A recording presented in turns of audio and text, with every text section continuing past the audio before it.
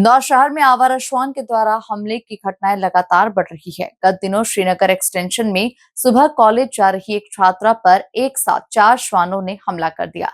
इसी बीच उसकी सहेली ने उसे बचाने की कोशिश की, लेकिन तब तक श्वानों ने छात्रा को गिराकर उसके पैर को नोच दिया और काटकर गंभीर रूप से जख्मी कर दिया। इंदौर के श्रीनगर एक्सटेंशन क्षेत्र में एक छात्रा पर आवारा श्वानों के द्वारा हमला कर दिया गया। छात्रा ने पहले तो हिम्मत दिखाते हुए संघर्ष किया और उन्हें भगा दिया, लेकिन कुछ ही सेकंड बाद श्वानों का झुंड दोबारा आ गया। घटना का सीसीटीवी फुटेज भी सामने आया है।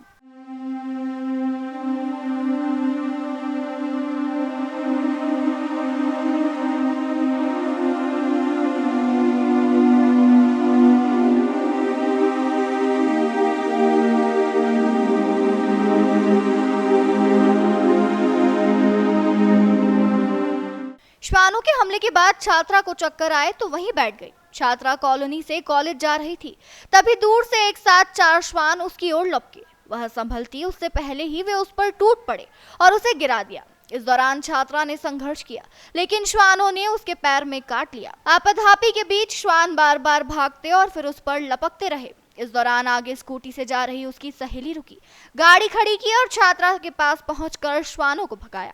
घायल छात्रा काफी घबरा गई थी और चक्कर आने पर वहीं बैठ गई। छात्रा सुबह एग्जाम देने जा रही थी, तभी श्वानों ने उस पर हमला कर दिया। श्वान द्वारा काटने से छात्रा के एक पैर में गहरा जख्म हो गया। इसके बाद वह अपनी सहेली के साथ इलाज के लिए रवाना हो गई।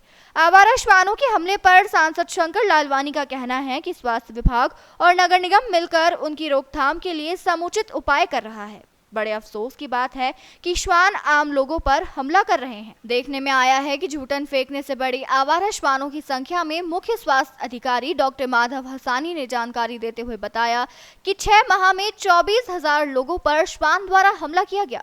सरकारी हुकुमचंद अस्पताल के रिकॉर्ड के अनुसार इस साल 1 जनवरी से 13 जुलाई तक करीब 24,000 लोगों को आवारा श्वानों ने अपना शिकार बनाया है। राहत की बात यह है कि एंटी रेबीज वैक्सीन के इलाज के बाद लगभग सभी पीड़ित अब स्वस्थ हैं, लेकिन श्वानों के काटने का सिलसिला नहीं रुक रहा है, जिसमें सबसे बड़ा कारण है कि शहर में गंदगी साफ हो जाने के कारण श्वानों का पर्याप्त पेट नहीं भर पाता, जबकि पूर्व में कचरे से उन्हें बहुत खाद्य सामग्री मिल जाया करती थी, जिसके चलते वह लोगों पर हमला नहीं करते थे, किंतु अब कर रहे हैं। नगर निगम और स्वास्थ्य विभाग इसकी रोकथाम के लिए हर संभव प्रयास कर रहा है। कितनी बाइट ब्लैक बाइट की? देखिए, रोज़ हम लोगों के पास में रोज़ 500 से 600 टीकाकरण के केस रहते हैं डाक बाइट को लेके, और उसका एक शेड्यूल है, उसके अनुसार टीके लगाए जाते हैं। और वर्तमान में ज़्यादातर टीकाकरण हम लोगों का हुकुमचंद पॉली क्लिनिक में होता है, जबकि हम लोगों के द्वारा पूरे ज़िले में 28 जगह चिन्हित करी हुई है, जिसमें 8 प्रमुख शहरी अस्पताल हैं और इसके अलावा हमारे पास में 18 ग्रामीण क्षेत्र के अस्पताल में, जिसमें हमारे सामुदायिक स्वास्थ्य केंद्र के अलावा सिमरोल सरी के प्राथमिक स्वास्थ्य केंद्र पे भी हमने वैक्सीन भी उपलब्ध कराया हुआ है और स्टाफ को भी प्रशिक्षित किया हुआ है।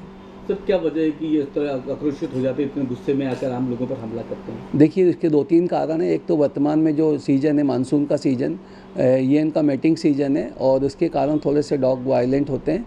उसके अलावा एक शहरीकरण बढ़ना और शहरों में अब पॉपुलेशन हो जाने से इनको अपने आसपास मनुष्य दिखता है। दूसरा, शहर में साफ़ सफाई बहुत ज़्यादा है, उस कारण जो कचरे में इनको खाद्य सामग्री मिलती थी तो उनका भूखा रहना भी एक कारण हो सकता है। हालांकि काफ़ी सारे व्यक्ति स्वयं के स्तर पर और काफ़ी सारे NGOs भी ऐसे हैं जो इनको खाद्य सामग्री जगह जगहों पर उपलब्ध कराते हैं शहर में, लेकिन फिर भी ऐसा लगता है कि नगर निगम और जो पशु चिकित्सा विभाग है, इनके सहयोग से हम लोग प्रयास करेंगे कि ज़्यादा से ज़्यादा इनका बंधियाकरण के ऑपरेशन इनके संपन्न करें, जिससे इनकी आबादी को नियंत्रित किया जा सके।